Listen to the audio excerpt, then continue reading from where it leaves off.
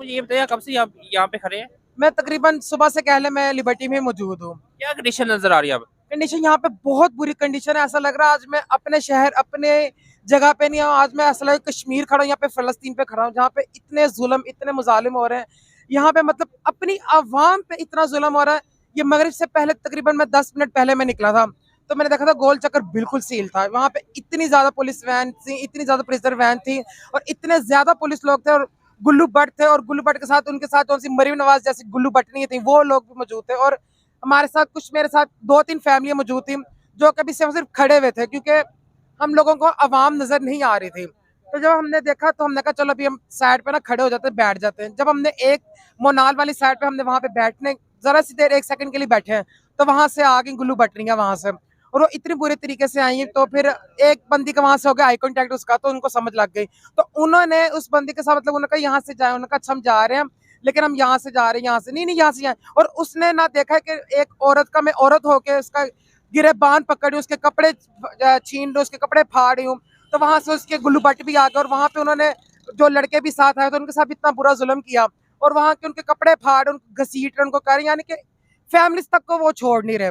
फिर बाद में जब हमने देखा कि यहाँ पे बहुत बुरे हालात है, तो हम लोग काफी ज्यादा टोले के शक्ल, टोले का कह लें 5-6 मोटरसाइकिल थी, क्योंकि काफी लोग एहतजाज के लिए आए थे, लेकिन वो छुपे हुए थे। वो लोग इनके सामने आ नहीं रहे थे, क्योंकि यहाँ पे आना उनके सामने अपनी मौत को दावत अच्छा, देने मुझे वाली ये बात बताइए थी। आपकी डिमांड थी कि मना खान साहब को बरी किया जाए, लेकिन उन्होंने मना खान के साथ साथ और भी बहुत बड़े लोगों को उठा लिया गया है। इसमें क्या कहेंगे आप? ये देखिए, ये जानबूझ के क्या कहते हैं इंतशार फैला रहे हैं, ये जानबूझ के मुल्क के हालात बुरे कर रहे हैं, क्योंकि इनको आवाम के साथ तो मोहब्बत थी नहीं। और जब इतनी मुश्किल से इनके हथे इमरान खान चढ़ा है, तो वो किस तरह अदालत वाले, किस तरह ये वर्दियां वाली किस तरह इनको छोड़ेंगे, किस तरह उसको छोड़ेंगे? उसको छोड़ना बल्कि नामुमकिन वाली बात है।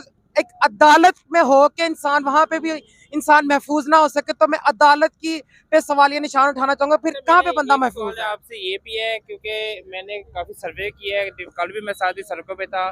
यहाँ पे कल चौक पे रिबल्डी गोल चक्कर पे पीटीआई कारकुन ने वहाँ पे एक यानी शॉपिंग मॉल तोड़ दिया है। उनका क्या गुनाह था? वो पीटीआई कारकुनान नहीं थे। और कौन थे? वो वहां पे आम कपड़ों में लिबास थे, जिनका प्रोफेशनल यही काम है, जो प्रोफेशनल के लिए काम कर रहे थे। तो मतलब हम खुद देख के हैरान हो रहे थे कि मतलब एक दो बंदे किस तरह जाके अंदर जा रहे हैं, किस तरह वो लोग तोड़ रहे, किस तरह क्योंकि हम लोग तकरीबन 1 साल से हम लोग सड़कों पर ही हैं। हम एक साल से मैंने खुद सड़कों पर देखा हैं। है वहाँ पे, मैं लाइव था कल, मेरे वीडियो आप देख सकते हैं। वहाँ पे यानी कि पूरा शॉपिंग मॉल जो ओडी के शोरूम थे सब तोड़ दिए। हाँ जी। ये क्या चाहता था कि वो जो प्लाजा वो बाजवा साहब के बेटे का है। हाँ बिल्कुल। फर्ज किया वो बाजवा साहब के बेटे का भी था।